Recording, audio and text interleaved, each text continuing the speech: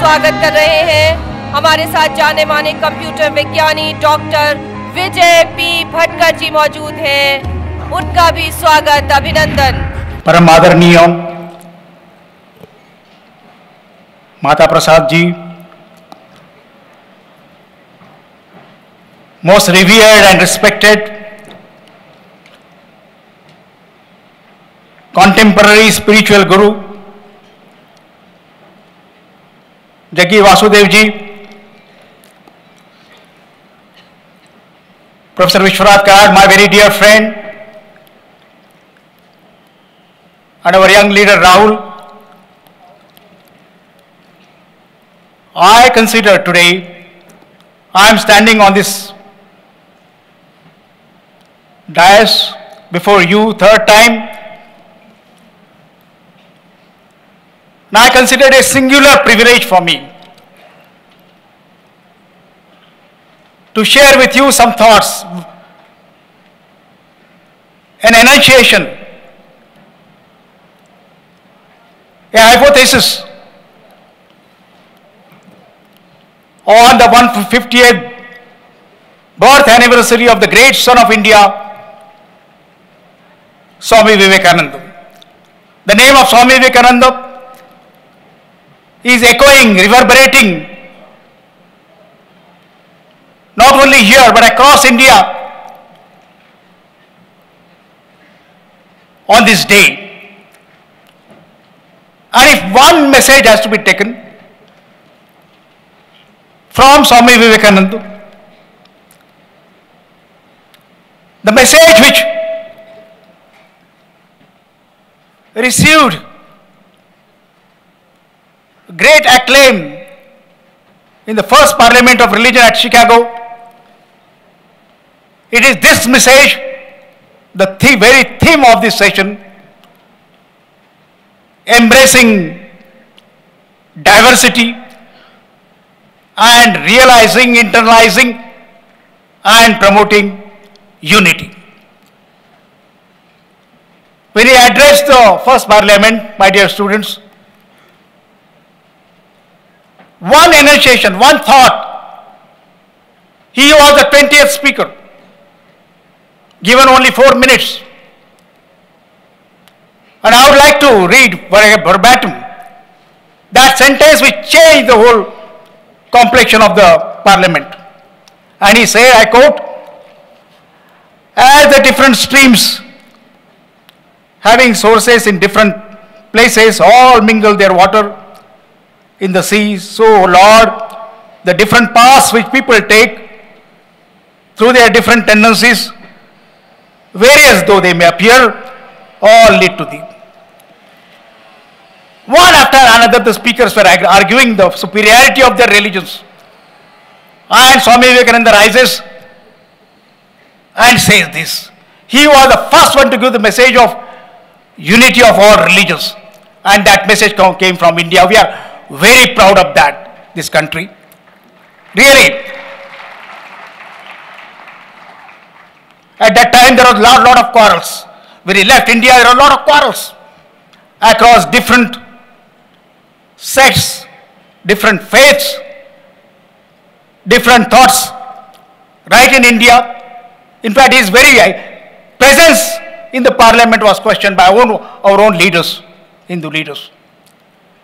At that time, he gave this message, and that's why Swami Vivekananda symbolizes that unification of the diversity. He was the first one to give the message that diversity must be respected and celebrated. One after another on this dais, and I was so pleased as our young students from you, Snigdha or Kiran, were addressing so passionately on this theme. If at all we could internalize what we articulate and what we speak, then I have no doubt that the dream of Swami Vivekananda for the 21st century will be realized. Swamiji harmonized for the first time different religions, the philosophies of different religions. Science and philosophy or science and religion were kept separate. He harmonized that and he gave that unified message for the whole humankind. I have one theorem to put before you. Those of you come from science or philosophy will appreciate that. In this world, as has been told by Professor Jai Krishna, and how India embraced, he was the origin of several religions, main religions of the world, and India embraced several religions and faiths. We have many languages, we have many customs, and you see infinite diversity. Diversity is not limited. The diversity in the universe is infinite, countless.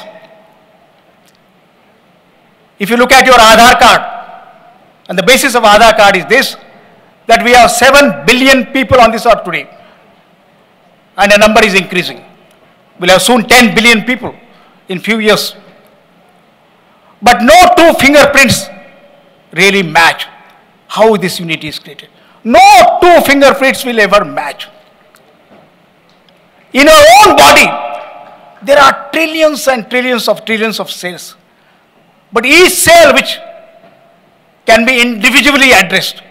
The beauty of our anatomy or physiology or biology is that in the body, each cell can be uniquely addressed. We are the proof of diversity ourselves. And when we talk about diversity, know that, I think that is the theorem. When you say diversity, and countless diversity, there is a unifying principle behind that diversity. For example, we ourselves, which has got trillions of cells, we emanate from a single cell in mother's womb, the fertilized cell.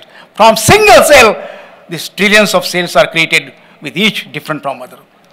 This is to be admired. And when you see these conflicts, these differences, this acrimony amongst us, that which place we come from, we are Bihari or we are a Maharashtrian, we are a UPian or what we are a South Indian, we are a North Indian.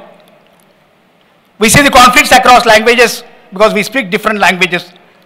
Friends, it's a shame that we are not able to appreciate the nation which has given this philosophy, this culture of Advaita, and this culture and given the message. And it is for this reason, as Snigdha said, that India is the only surviving civilization over 10,000 years because it recognized this fact. It recognized diversity, it celebrated diversity, and also the unity behind that, the principle of Advaita. I think this is the message we have to take. Friends, as the video was being shown, when I was working on supercomputers, I was concerned that India speaks so many languages, 1700 languages which are told. We have now 22 languages written in 10 scripts. And my challenge was, if computers, the revolution of computer has to be brought before the people, our computers must be endowed with all languages, all main languages of the world, which is written in different languages. And while working on that technology, I came to realize all these languages which appear different, we call Malayalam as a jalebi, and we are not able to appreciate South Indian languages and scripts. South Indian scripts, where sometimes there are different scripts. But I came to know that all are represented in computer only as strings of zeros and ones.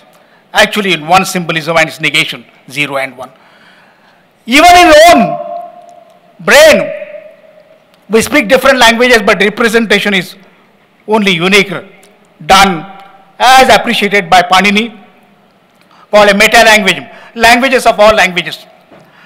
So we need to appreciate that, friends, and we have to carry this message to the world. The world torn because of religions, different faiths, different languages, different nations, and for our own India, we have to bring that unity. And that's why our forefathers have chosen the theme of India as unity in diversity. The day we admire this diversity, not only admire but celebrate diversity across each one of us, then we can fulfill the dream of Swami Vivekananda. And I will end with that. Swamiji was asked the question, Swamiji, you speak on philosophies. This was in 1897. He had returned from America and also the tour to UK and Europe. And he was traveling across India. So Swamiji, you speak on philosophies, religious. But when will my motherland get freedom? Swamiji paused for a moment and he said very calmly, that time has not yet come. But I promise you, I prophesy that 50 years hence, India will get freedom. And India got freedom. 1947, India got freedom. But he made another prophetic statement, which Professor Vishwanath Karad would have told before you, that 100 years later, India will create prosperity and wealth and culture and education, which he has never created in the entire history. Friends, that time has come. We have to fulfill, you have to fulfill that, the prophecy which was made by Swami Vivekananda, and that can be fulfilled only if you have the fundamentals, if you have the foundations, embracing diversity and internalizing unity across the nation, and then we'll embrace the world, and then we'll conquer the world with your thought. Thank you very much, sir.